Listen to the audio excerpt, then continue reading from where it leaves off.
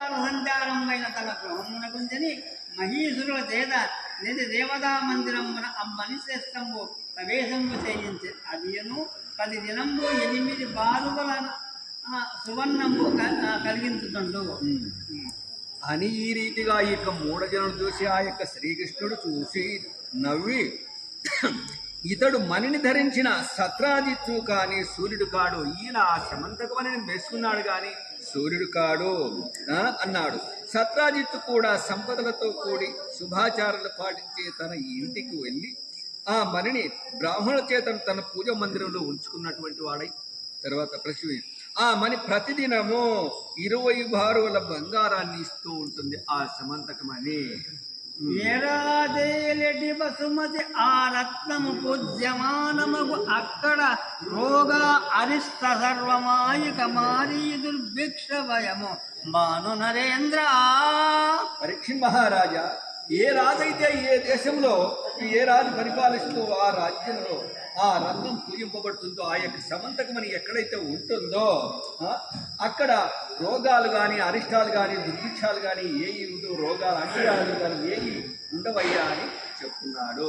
అమ్మని యాదవ విపునకు నిమ్మని హరియడుగా ఆదడి గదనెక్షన్ బొమ్మని పలికను చక్రిని ఇమ్మని ఈ కొన్న మీద ఏమవుననుతును. అందుకని హరి ఆ మణిని యాదవరాజుకి ఇమ్మని అడిగినాడు. ఎవరు? శ్రీకృష్ణుడు. అతడు ఇవ్వలేదు. ధనలోభం చేత ఇవ్వకపోతే ఏమవుతుంది, నేను ఇవ్వను అని తన మనసులో అనుకున్నటువంటి వాడైనాడు ఆ సత్రాజిత్తు అంతా. అడలెడు వెట్క కంఠమున అమ్మని దాల్చి పసేనుడొక్కనాడు అడవికి ఘోర వన్యమృగయారతి నేగిన వాని దంపి పైపడి మని గొంతు ఒక్క హరిపారగ దాని వధించిటాసి ఏర్పడగనే జాంబవంతుడు ప్రవాస దిగంతము ఆశమంతము. ఒకనాడు సత్రాజిత్తు తమ్ముడు ప్రసేనుడతడికి ఆయన వేడుకతో అంటే ఏదో వినోదంగా ఆ మణిని ధరించి భయంకరమైన అడవి జంతువులను వేటాడడానికి అడవికి వెళ్ళినాడు. ఎవరో సత్రాజిత్తు తమ్ముడు. తర్వాత అక్కడ ఒక సింహాన్ని చంపి ఆ యొక్క మణి యొక్క ప్రభావం ఎంతో వెలుగుతా ఉందని ఆ యొక్క సింహము ఆ మణిని తీసుకొని పోయింది. జాంబవంతుడు దానిని చంపి అక్కడ ఆ యొక్క జాంబవంతుడు ఆ యొక్క సింహాన్ని చంపి మిత్రాల కాంతులు ఆ యొక్క సమంతముని చూశాడు.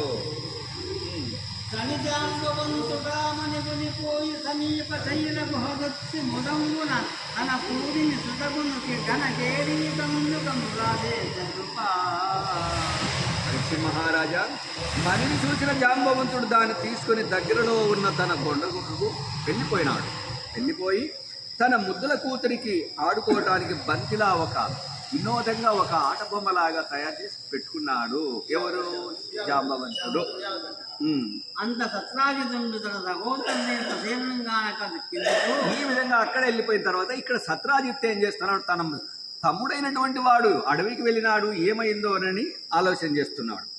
మణికంఠంబున దాల్చినేటడవిలో మావాడు వర్తింపగా మణికై పట్టి వధించినాడు హరికి మర్యాద లేదంటూ దూషణముందేయక వాని దూషణము కంసధ్వంసయాలించి ఏ వ్రణమున్యాయడలేదు నిందగలిగనే వారించుటే రీతియో.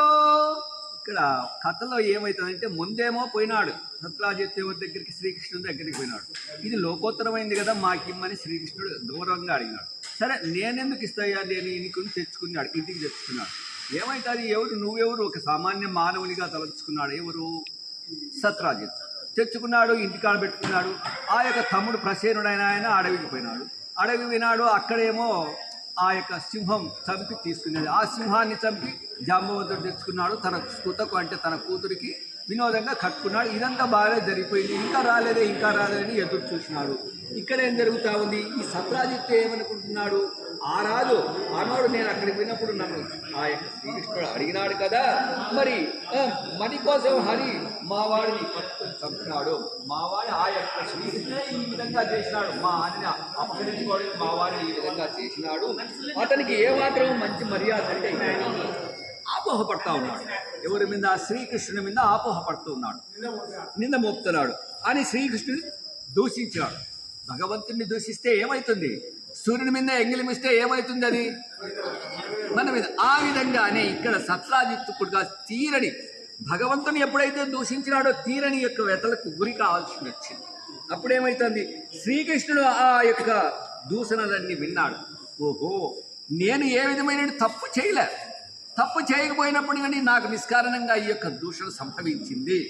కాబట్టి నేను ఈ పాపం ఏ రీతిగా నేను ఏ పాపము చేయలేదు, అయినా నింద దీనిని నేను ఏ విధంగా ఈ యొక్క నిందను నేను ఏ విధంగా పరిహారం చేసుకోవాలా అని అనుకుంటూ ఉన్నాడు అని విసర్పించి అని ఆలోచిస్తూ తన వారిల్ల ప్రసేను దాడ తెలుపందరు తర్కిందుదున్ వచ్చి తద్వన వీధిన్ గణనేల గూడిన మహాస్వంబున్ ప్రసేనుని హింసించిన సింహమున్ మృగపతిన్ నొప్పించి ఖండించి ఏగిన పల్లూగము సొచ్చియున్న గుహయున్ కృష్ణుండు రోజిష్ణుడై.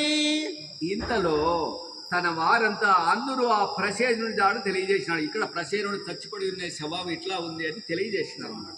శ్రీకృష్ణుడు ఆ జాడంబడి ఊహిస్తూ వచ్చి అడవిలో చనిపోయిన గుర్రా